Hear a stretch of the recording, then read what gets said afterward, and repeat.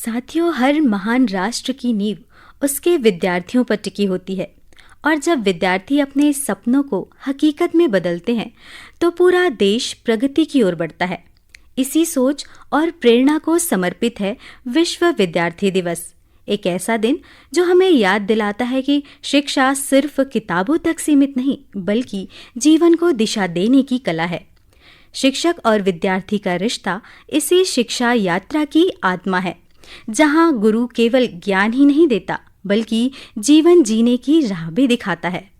आज के इस विशेष अवसर पर हमने बात की है राष्ट्रीय और राज्य शिक्षा के सम्मान से नवाजी गई शिक्षिका सुश्री के शारदा जी से, जिन्होंने इस खूबसूरत रिश्ते को अपनी भावनाओं के साथ हमसे साझा किया है। आज के इस विशेष संवाद में हम जानेंगे कैसा हो आदर्श शिक्षक विद्यार्थी के बीच संबंध। इस बात को हमसे साझा कर रही हैं सुश्री के शारदा जी। बहुत बहुत स्वागत है मैम आपका आकाशवाणी के सूचनात्मक कार्यक्रम नमस्कार रायपुर में। जी नमस्कार मैम।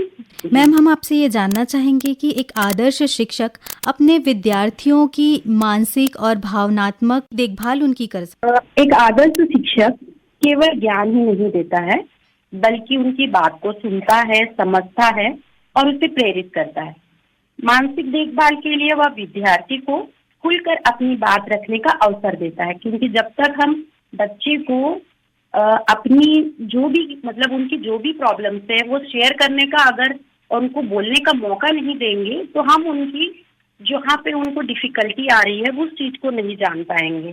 तो मानसिक देखभाल में विद्यार्थी को खुलकर अपनी बात रखने का अवसर देना चाहिए और भावनात्मक देखभाल के लिए सहानुभूति और धैर्य, ये दोनों चीजें सिखानी चाहिए और धैर्य के साथ उनके साथ व्यवहार करना चाहिए। और शैक्षणिक देखभाल के अंतर्गत हर विद्यार्थी की क्षमता के अनुसार मार्गदर्शन देना चाहिए, क्योंकि सभी कक्षाओं में अलग अलग दक्षता के छात्र होते हैं। जी, अब इस डिजिटल युग में जब शिक्षा का स्वरूप बदल रहा है, सीखने का तरीका बदल रहा है, तो क्या शिक्षक और छात्र के बीच वही आत्मीय रिश्ता बन पा रहा है जैसा पहले हुआ करता था?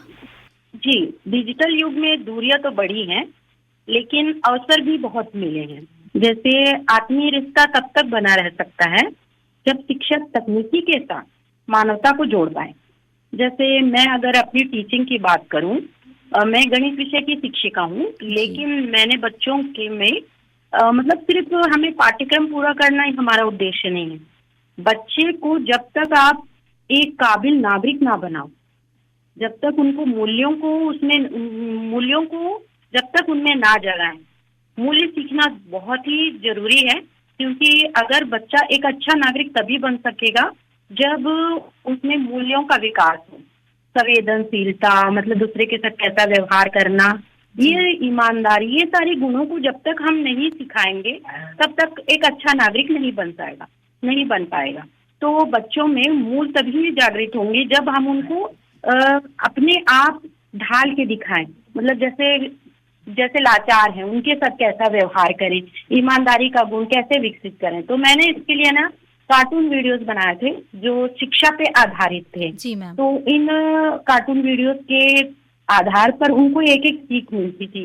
जैसे ईमानदारी एक अच्छा गुण है, आप ऐसे बोलोगे तो वे नहीं जानेंगे, लेकिन एक कहानी के माध्यम से अगर प्रस्तुत किया जाए, उन्हें दिखाया जाए, तो वे चीजों को बहुत जल्दी सीखते हैं। जी मैम।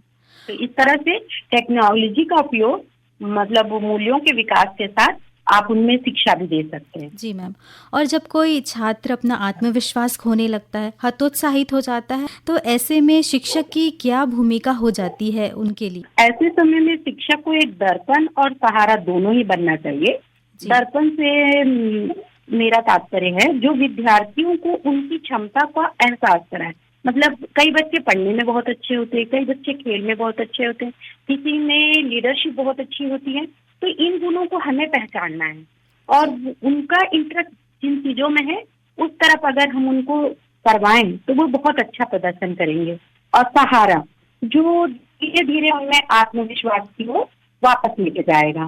तो एक प्रेरक बात यही है कि सच्ची प्रशंसा और भरोसेमंद बातचीत, ये जो है बच्चे में बहुत ही उत्साह उनकी कॉन्फिडेंस को बढ़ाते हैं।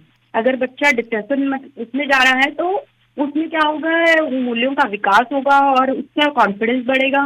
तो उससे कॉन्फिडेंस बढ़ने से वो अच्छा प्रदर्शन कर पाएगा और उससे बाहर निकल पाएगा, मुझे ऐसा लगता है।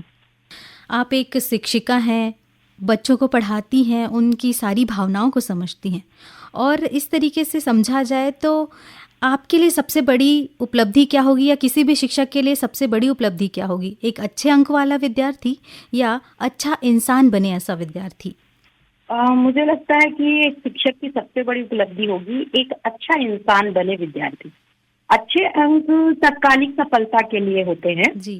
पर अच्छे संस्कार और मानवीय मूल्य जीवन भर के लिए समाज की समृद्धि में विकास करते हैं।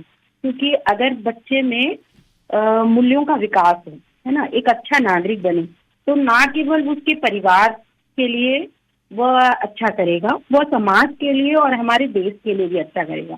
तो मुझे लगता है कि अच्छे अंक से अच्छे अंक वाले विद्यार्थी से अच्छे मतलब इंसान बनाना, ये सबसे ज्यादा जरूरी है। धन्यवाद मैम। नन्हे मुन्ने बच्चे तेरी मुट्ठी में क्या है, नन्हे मुन्ने बच्चे तेरी मुट्ठी में क्या है।